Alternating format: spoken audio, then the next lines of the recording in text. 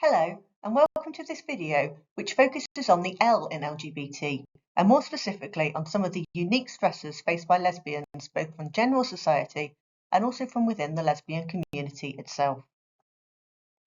My name is Leila Breckman, my pronouns are she, her, and I'm filming this as part of the Advanced Specialist Diploma in Gender, Sex and Relationship Diversity Therapy, run by Pink Therapy.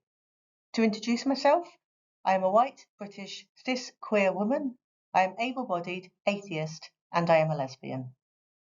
Before I move on, I just want to acknowledge one of the limitations of this video, and that is that it is focused on Western culture, specifically the UK.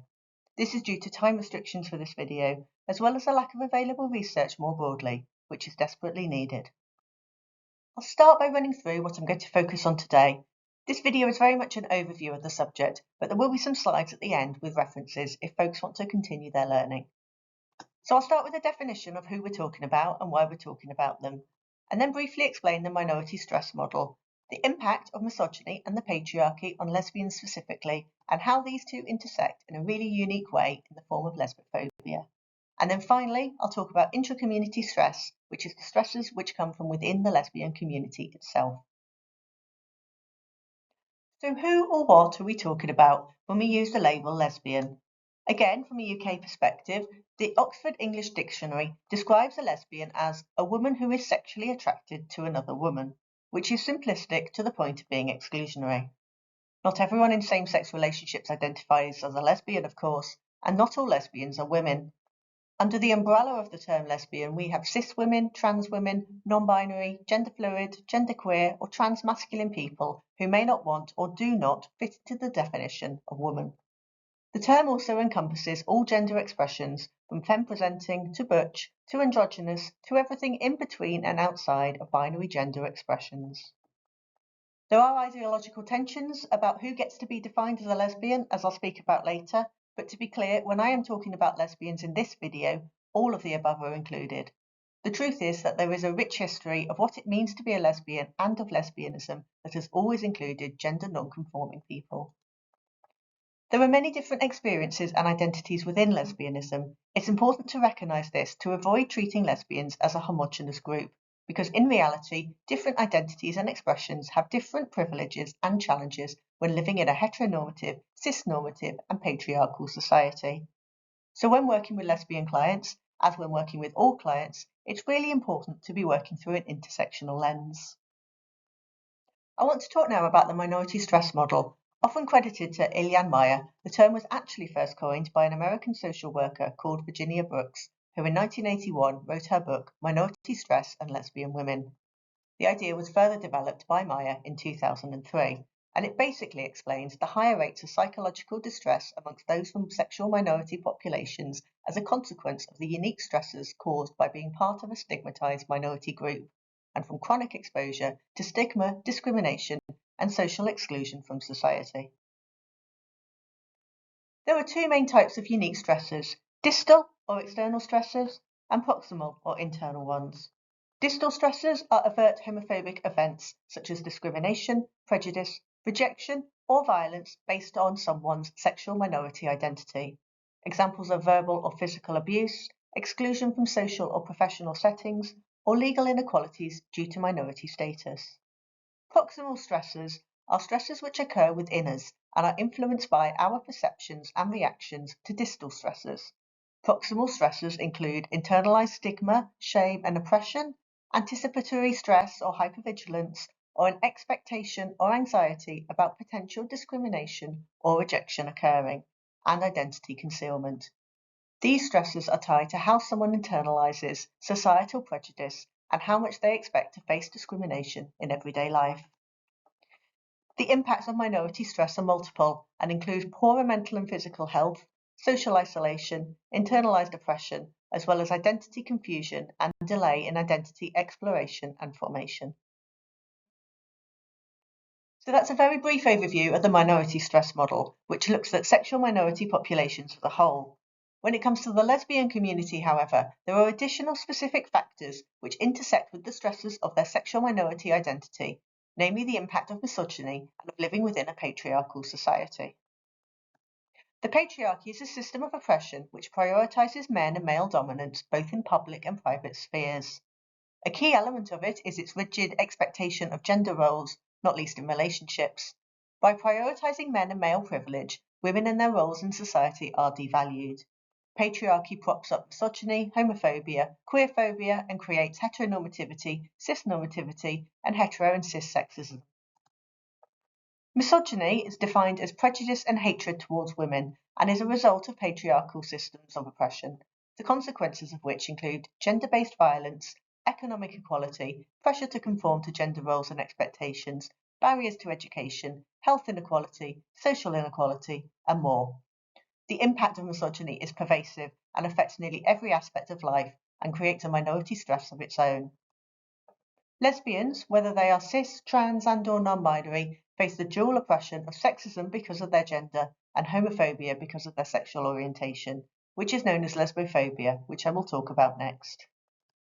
It's important to note that trans and non-binary lesbians face yet another layer of oppression due to transphobia and the challenges of existing in a cis-normative society. Lesbophobia refers to the prejudice, discrimination, and hatred directed specifically at lesbians. It is a form of discrimination and prejudice that targets lesbians where homophobia intersects with misogyny in a specific way, creating a unique set of challenges for lesbians.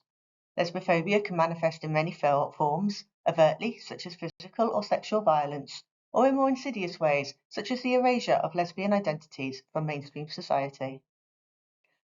Lesbophobia arises in a world dominated by heteronormative values, where heterosexual relationships are seen as the only acceptable or legitimate form of intimacy.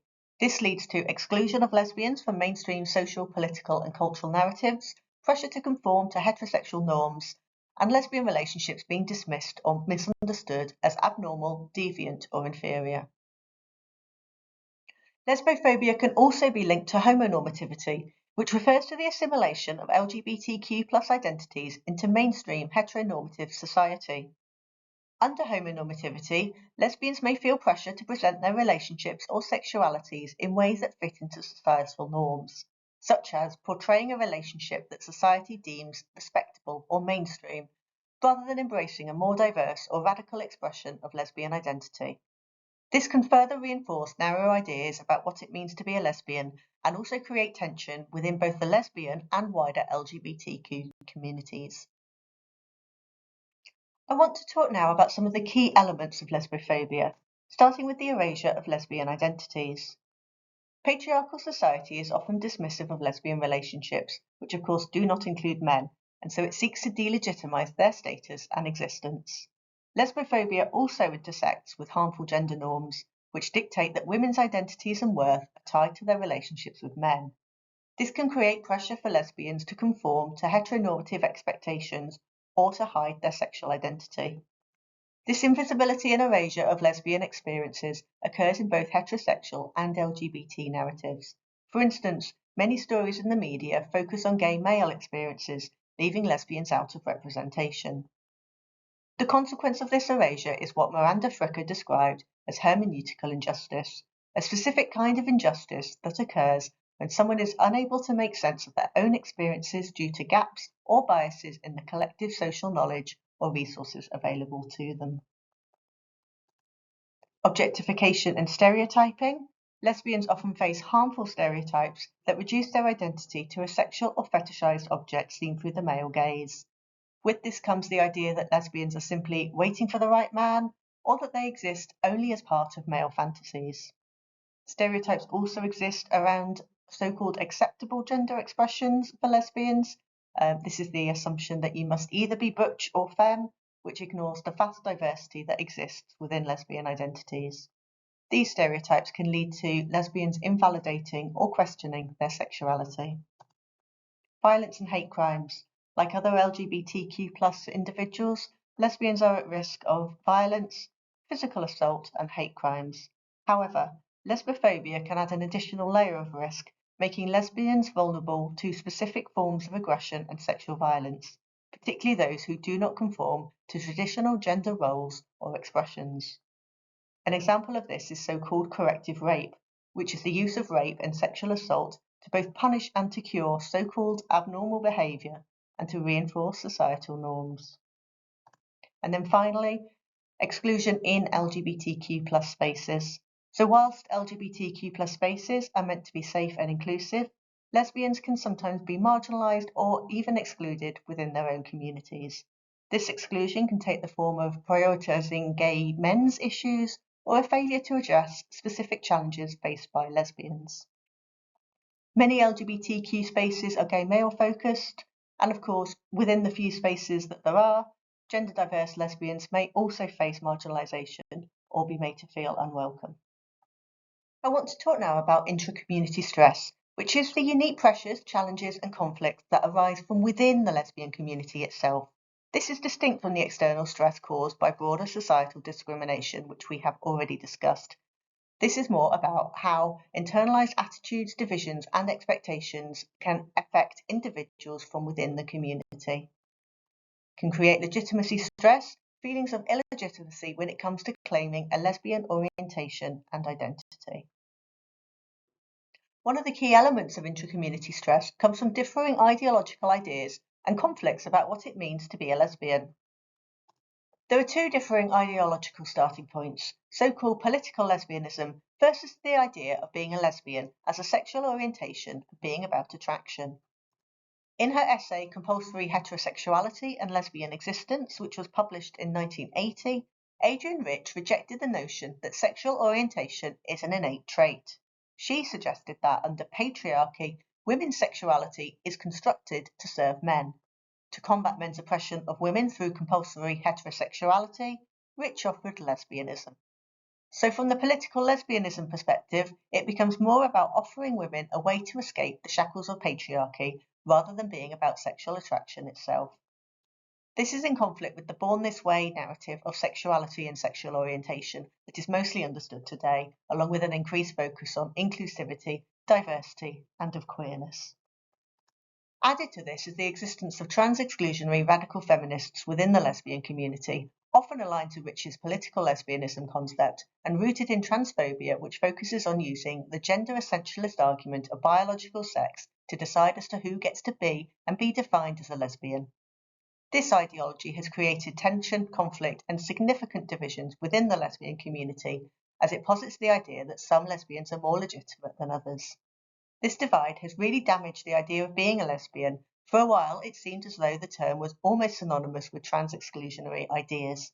However, over the past few years, there does seem to have been a pushback against this, in particular from Gen Z lesbians on social media, who have been reclaiming the word and vocally proclaiming its inclusion of non-binary people, trans men and women, and widening the definition of lesbian experiences in general. Another example of intra-community stress is the notion of gold star lesbians, which originated from within the community to elevate women who had never had relationships with men.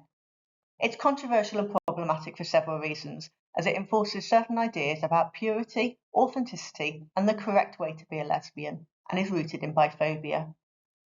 Luckily, this particular expectation is less prevalent than it was, as a shift of attitudes grow towards inclusivity and diversity.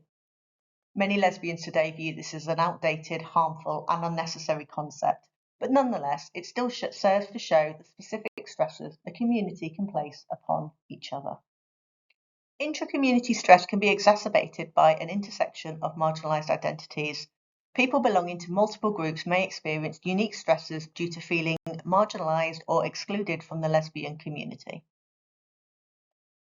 I mentioned homonormativity earlier, but I just want to return to it briefly, as it can be reiterated by those within the community, as can all forms of lesbophobia. The pressure to conform or assimilate to a certain type of relationship or a certain type of gender expression can create stress and pressure in order to be accepted by peers.